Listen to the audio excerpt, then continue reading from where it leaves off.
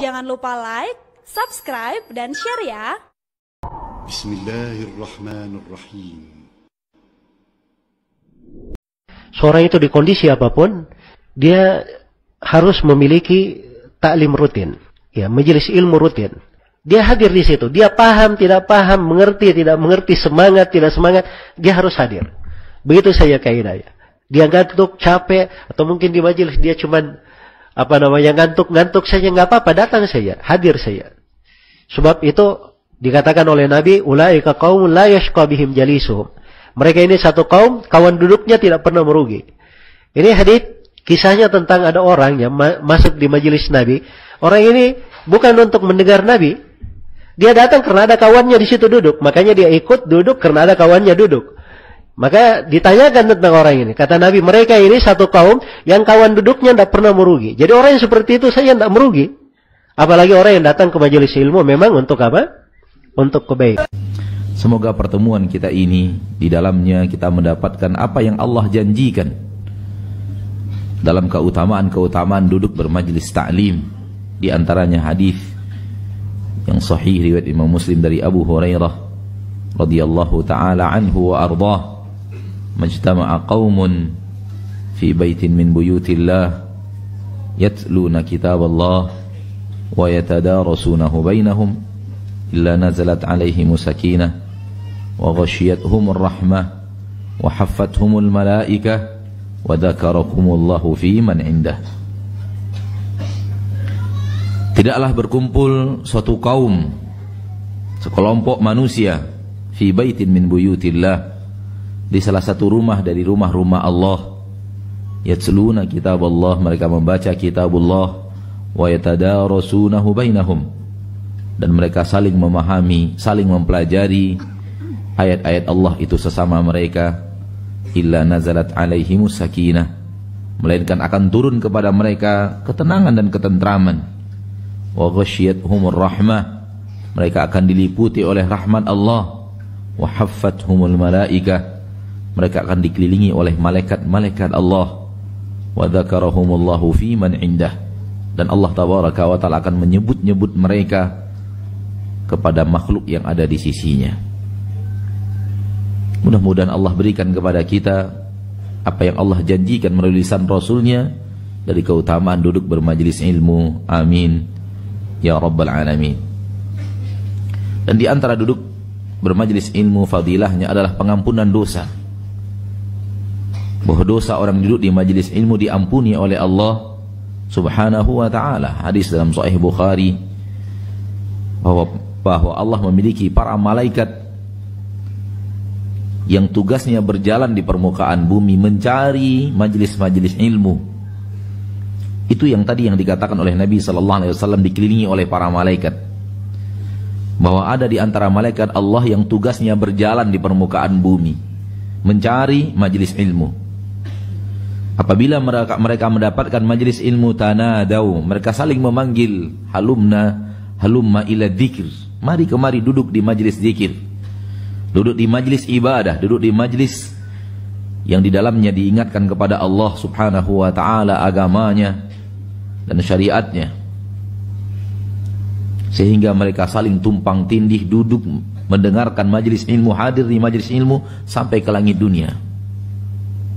Itu yang dikatakan Nabi kita tercinta Muhammad sallallahu alaihi wasallam. Dan kita katakan bahwa kita mengimani seluruh yang dikatakan Nabi di dalam hadis yang sahih tanpa sedikit pun keraguan. Setelah majlis ilmu bubar, sebahagian mereka menghadap Allah tabaraka wa ta'ala, dan Allah bertanya kepada mereka, apa yang diinginkan oleh hamba-hambaku itu yang duduk di majlis-majlis ilmu? Para malaikat mengatakan mereka mengharapkan surgamu ya Allah. Allah bertanya, hal ra'auha, apakah mereka pernah melihat surga itu? Malaikat menjawab, ma ra'auha, mereka tidak pernah melihat surga engkau ya Rabb. Allah bertanya, fa kaifa idza ra'auha, lalu bagaimanakah kalau mereka pernah melihat surga itu? Malaikat menjawab, mereka akan lebih giat lagi, mereka akan lebih tamak lagi beribadah kalau mereka pernah melihat surga. Kemudian Allah bertanya, apa yang mereka takutkan? Malaikat mengatakan mereka takut nerakamu ya Rabb. Allah bertanya, hal ra'auha, apakah mereka pernah melihat neraka itu? Qalu ma ra'auha. Malaikat mengatakan mereka tidak pernah melihat neraka engkau ya Rabb. Allah bertanya, fa kaifa idza ra'auha? Bagaimana kalau mereka pernah melihat neraka itu? Malaikat menjawab, mereka akan lebih keras lagi, lebih kencang lagi larinya menghindar dari neraka. Lebih akan bersangatan mereka untuk menghindar dari neraka itu. Kata Allah kemudian kepada malaikatnya, dan ini yang kita harapkan, maka saksikanlah wahai para malaikat, anni qad ghafartu lahum, bahwa aku ampuni dosa-dosa mereka. Ini adalah keutamaan yang mulia, yang luar biasa di dalam duduk di majelis ilmu. Kemudian malaikat mengatakan, inna fihim rajulan ja'a li hajah. Ada orang yang datang di majelis itu tidak untuk majelis ilmu, tapi ada hajat. Akhirnya membuat dia duduk di majelis ilmu karena suatu hajat. Tidak tujuannya ilmu itu. Allah mengatakan, haula'i qaumun la yashqa bihim jalis. Mereka adalah kaum, orang yang duduk di sampingnya tidak akan sengsara dan tidak akan binasa. Ma'asyiral muslimin, ma'asyiral muslimat, semoga keutamaan-keutamaan ini selalu Allah berikan kepada kita di dalam majlis-majlis ilmu yang kita adakan. Itu harapan kita, amin ya rabbal alamin. Ikhwani wa akhwati fid din, semua kita yakin dan percaya biiznillahi azza wajalla, semua kita mengimani bahwa suri tauladan terbaik adalah Nabi kita Muhammad sallallahu alaihi wasallam. Petunjuk yang terbaik adalah petunjuk Nabi Muhammad sallallahu alaihi wasallam, dan itu diulang-ulang oleh Nabi dalam khutbahnya. Nabi sallallahu alaihi wasallam mengatakan, khairul huda huda Muhammadin sallallahu alaihi wasallam. Sebaik-baik petunjuk, petunjuk Muhammad.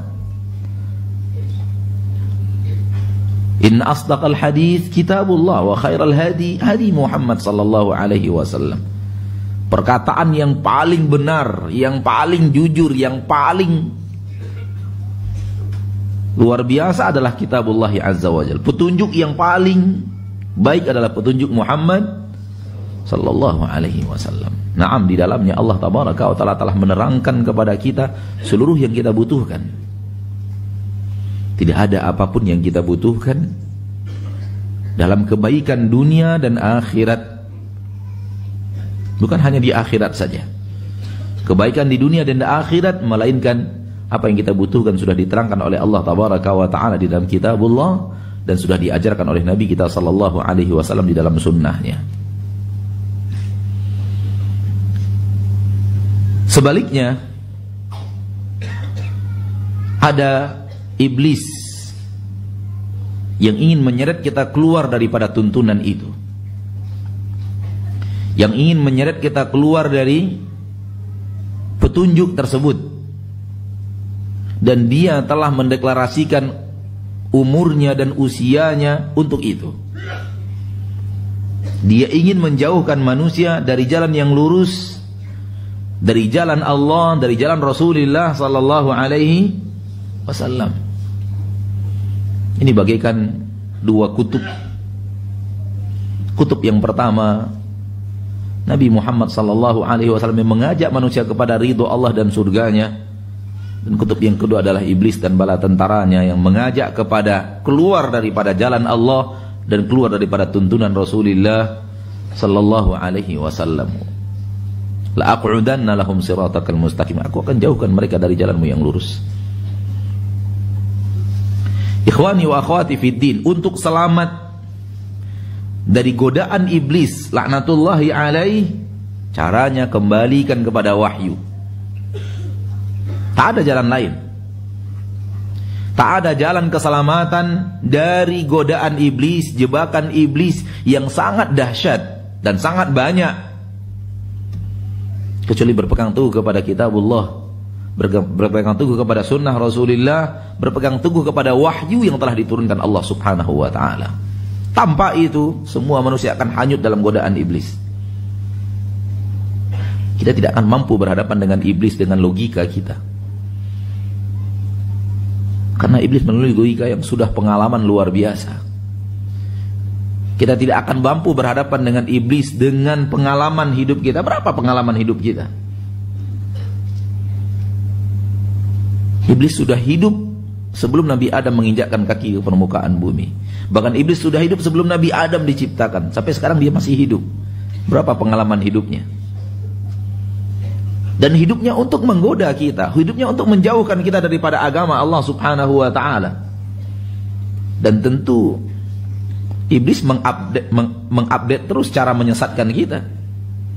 Terus dibuat cara-cara baru, terus dibuat teori-teori baru untuk menyesatkan manusia dari jalan yang lurus. Cara selamat dari godaan iblis, kembalikan kepada tuntunan yang ada. Ada salah seorang murid dari Imam Malik, dia pernah berbuat sesuatu, maka Imam Malik marah. Murid ini pun dipukul oleh Imam Malik. Setelah itu baru Imam Malik sadar bahwa Imam Malik keliru dalam memukulnya. Ya. Namanya guru, ya guru. Nggak ada yang selamat dari kesalahan.